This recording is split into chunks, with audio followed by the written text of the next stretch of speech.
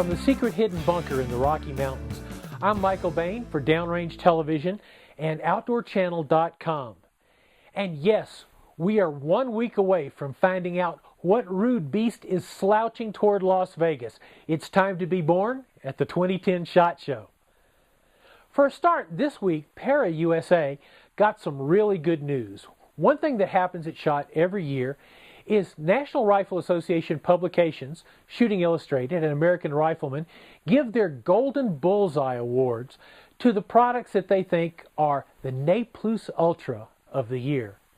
Well, Para USA was notified that their first foray into long guns, the Para Tactical Target Rifle, is being named the Rifle of the Year Golden Bullseye Award from Shooting Illustrated magazine.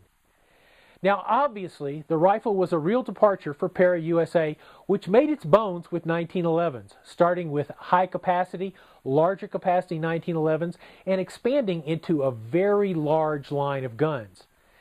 Now, they had a pretty rocky 2009 as they moved from the frozen wastelands of Toronto, Canada, to, unfortunately, what is now the frozen wastelands of Charlotte, North Carolina. But the company is now back, straight up, 100% manufacturing, lots of things coming out of that plant. The interesting thing, too, is that the success of the TTR rifle is a vindication for a really unique character in the firearms industry, Al Zita, the Z-Man, who runs ZM Weapons. It was Al who designed the Delayed Impingement Gas System, DIGS, that is the key operating system for the TTR rifle. It's not a piston system, and it's not the traditional gas moving the bolt that you see on an AR-15. Somewhere in between, the gas is being bled off before it has a chance to really clog up the chamber. One of the other advantages of the rifle, and I heard this from Todd Jarrett, one of the greatest shooters in the world, who always called the ZM rifles his secret weapon, is that with the recoil spring on top of the gun, there's a lot less recoil or movement translated back to the shooter, which means faster splits between shots. It also allows a true folding stock system, very much akin to the FN-FAL paratrooper system. So congratulations to Para USA, and congratulations to Al Zita. Z-Man, you did good. While we're on the subject of ARs, two words you are going to hear a lot next week in Las Vegas are gas and piston. Now, as you know, the way the AR system works is that a certain amount of gas is being bled off and used to cycle the bolt. The disadvantage to that system is that it blows hot, dirty gas into the operating area of the rifle. So, more and more manufacturers have looked to more of an AK-47 system. That is, the gas is used to drive a piston which drives an operating rod which cycles the bolt, which means that no gas is blown back into the important moving parts of the rifle. Just last week, Sabre Defense in Nashville, Tennessee became the most recent company to toss their hat into the gas piston ring with 3 offerings. Sabre is just coming off a really plum contract with the United States government for almost 5,000 M16, A3, A4s for the U.S. Navy and the U.S. Marines. So at SHOT, they're going to have their gas piston guns. And they're joining a long line of others, which includes, of course, the Ruger SR556, one of the biggest product releases from last year's SHOT Show. In December, Stag Arms, their 8L, a gas piston system that finally broke the $2,000 barrier to offer a little bit less of an expensive system. Smith & Wesson has gone to a gas piston AR in their M&P offerings. And even HK, which started the whole gas piston AR rush with their very well thought out full auto 416, is going to be offering a semi-auto version of that gun.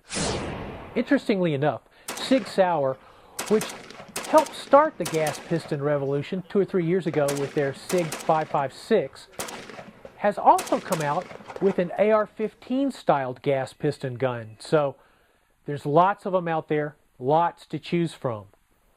One of the biggest questions we get here at Downrange Television is from people who have a standard or traditional AR asking whether they should upgrade to a gas piston system.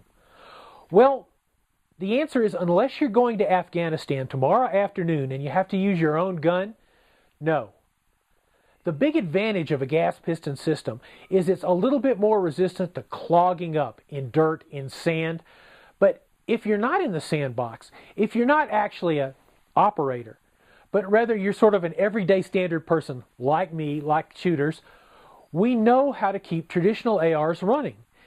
Interestingly enough, even the special operations guys in the sandbox know how to keep traditional AR-15s running, as one told me just as he rotated out of his tour in Afghanistan. He said, "You want to know the secret? WD-40. And don't you dare tell me it's not a lubricant."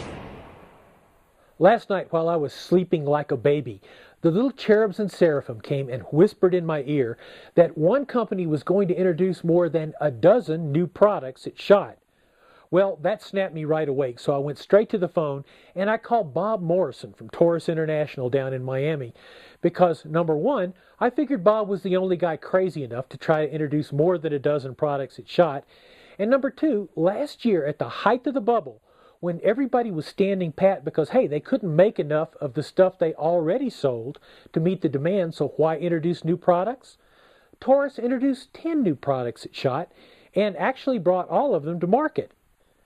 And yes, Bob confirmed that Taurus will have 14 new products it shot next week, including revolvers, semi-autos, and at least one long gun. Bob also, unfortunately, swore me to secrecy as what those products might be, but I think I can give you two really good hints. The first one is, the future is plastics. And the second one is, here come the judge, the judge, the judge, the judge. You can rest assured that you're going to see all 14 of these new products on downrange television and also on Shooting Gallery this season. All right, I have to confess that the gun I am most looking forward to seeing next week at SHOT is the Chiappa Rhino, distributed by MKS Supply, which is the same company that handles Charter Arms. So, what's a Rhino? No, not that Rhino. Think about a revolver. We all know how revolvers work, right? The cylinder is at 12 o'clock right at the top. That's where the barrel is. You pull the trigger, the bullet fires out the barrel. Well, what if the barrel was down at the 6 o'clock position on the cylinder so that you were firing out a lower barrel? Well, obviously it would push the recoil back into your hand, make the gun a little bit easier to shoot. It would also make it look, like a Rhino. At least that's what the press release says. And I think it looks like a Rhino only in the sense that a kitchen blender looks like Angelina Jolie from just the right angle and with a couple of adult beverages. Anyway, it's going to be in .357, available in a whole selection of barrel lengths. My little cherubs and seraphim tell me they're going to be available for sale in the United States in May, June, and I believe I am first on the list. That's it for this week, and I know you're frothing at the mouth. I'm already packing for Vegas myself. Lots of trashy Hawaiian shirts, a couple of straw pork pie hats, great big old cigar, everything you need to survive in Las Vegas for a week. And next week, we'll be coming to you from the sumptuous Outdoor Channel booth right there on the floor of SHOT 2010. Be sure to visit Downrange TV, www.downrange.tv. Anything we've talked about here, we will have the links for you down there at Downrange. We've also got great exclusive video. In fact, we've got a pair of TTR rifle in the house. We're going to be shooting it this week. We'll have that video up before SHOT. You don't want to miss that. So I'm Michael Bain for Downrange Television for Outdoor Channel. We'll see you in Vegas.